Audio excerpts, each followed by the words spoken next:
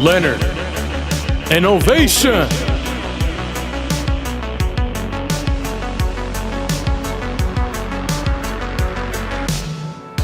Today, I'm going to teach you how to increase sales, but first, let me tell you about an interesting fact. Did you know that you can buy stock in Tootsie Roll? Last year, in 2022, the candy maker easily outperformed the market, ending with a gain of 18 percentage points. Tootsie Roll Industries, known for its chocolate-flavored taffy and more than 20 other candies, has been around since 1896. They were the first company to individually wrap candy in the United States, which reminds me of today's topic, how to increase sales. When my business hit a sales plateau, I'm going to show you where I discovered 4 new sources of revenue.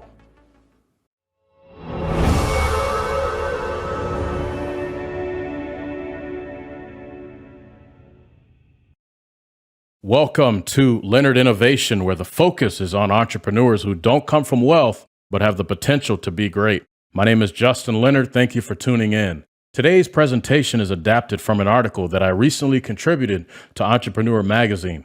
I have included a link to the original article in the description, but almost every business will at some point experience stagnant sales.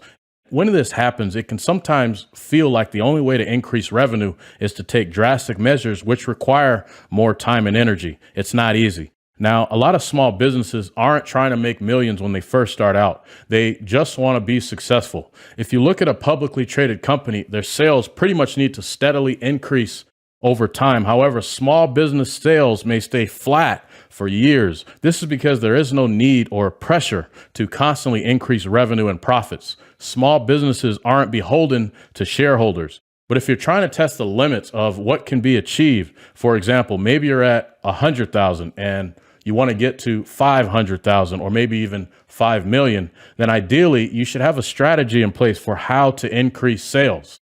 I launched my business while serving in the United States Air Force. And when I started, there were no financial goals per se. I didn't care about getting rich. At the time, I was a teenager who had recently won a national bodybuilding competition.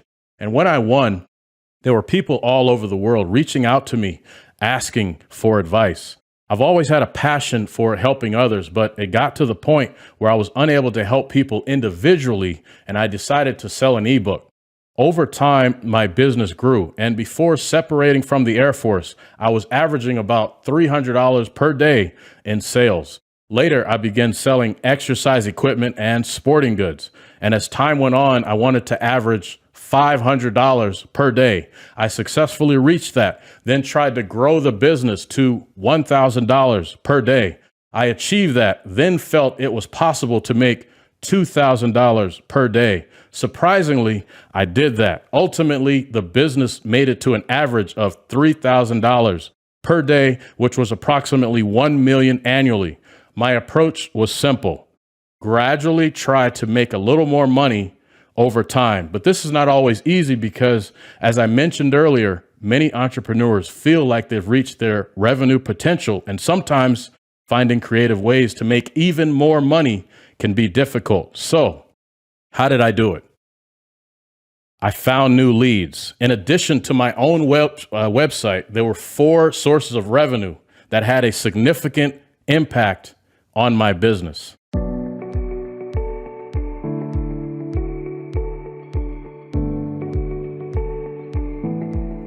The first hidden source of cash was Craigslist. It started out where I would list used or returned items that were still in good shape. I had so many leads from the site, I eventually listed just about anything that was popular, both new and used products. The cool thing about Craigslist is that any classified listing also serves as an advertisement for your business. So in the footer of all ads, I included company name, physical address, and phone number. Ultimately, my business saw the entire spectrum of customers, from high school coaches to law enforcement personnel. And new customers also meant new referrals. So Craigslist was an invaluable source of revenue. I created tiny classified ads that made around $30 to $40 profit in a week, and then by placing those same exact ads in more and more newspapers, I realized that I could multiply my success 1,000 times over and make a fortune. The second overlooked source of income was OfferUp, another classified ad marketplace for both new and used goods, and another way to increase sales. Ironically, it was one of my Craigslist customers who suggested I try OfferUp. And at the time, it was a newer mobile app, and I was kind of surprised that I hadn't heard about it. So as a test, I listed a few items and received several inquiries on the same day.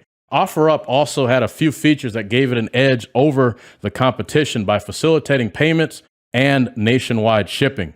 I would describe this as an added bonus because it made my products nationally accessible instead of just locally. But the OfferUp mobile app was a high quality lead generator and recurring source of revenue for my business. By the way, in the Entrepreneur Magazine article, there is a reference to the Let Go app. They have since been acquired by OfferUp and may no longer be available in the United States.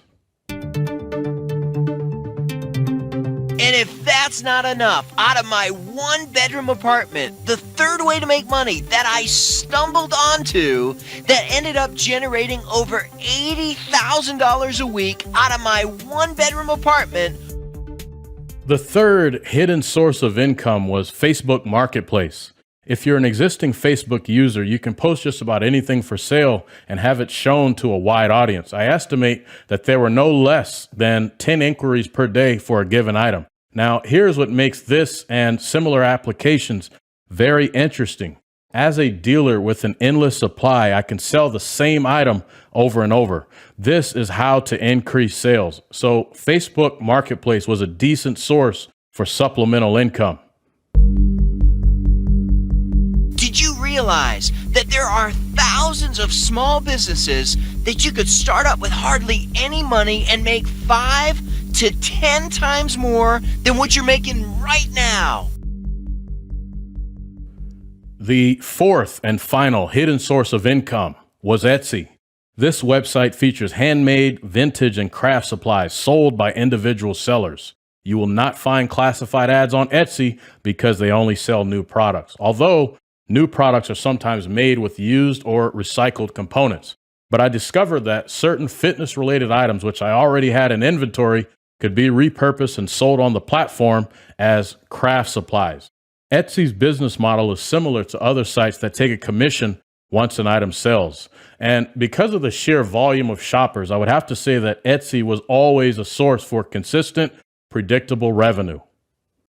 Before increasing my presence on these 4 platforms, I sold products exclusively online via my main website. I also had a warehouse location for distribution, but it was not always open to the public. At some point, I made an adjustment and opened a small showroom where customers could retrieve will call items. And when business was slow, I would use that downtime to figure out how to increase sales. So I tried local classified ads, and I noticed that when ad respondents arrived to pay for items, they almost always purchased more than they originally came in for once they saw other items within the showroom. This is where I saw opportunity. Eventually, I was able to open a 4,000 square foot retail store that was highly successful, but it all started with a simple challenge: solve the problem of stagnant sales. My business experienced dramatic levels of growth when I took proactive steps to find new leads. In the end, the key to success was getting more eyes on my products. I did this by taking advantage of classified ad websites, mobile apps, and other resources that ultimately served as free advertisements for my business. It was one of the best decisions I ever made because it exposed my products to new customers, which translated into more sales. As a reminder, I have included a link to the original Entrepreneur Magazine article in the description. Lastly, if you enjoyed this presentation, the next one will be even better. And for more high-value content, LeonardInnovation.com is the place for free entrepreneur resources like the 90-day online launch guide, free online courses, and more. Learn how to start or grow your business. And you can now find Leonard Innovation streaming on podcast services like Apple Music, Pandora, Audible, Apple, Spotify, and Google. And if you found this information helpful, please share it with a friend. Thanks again for tuning in.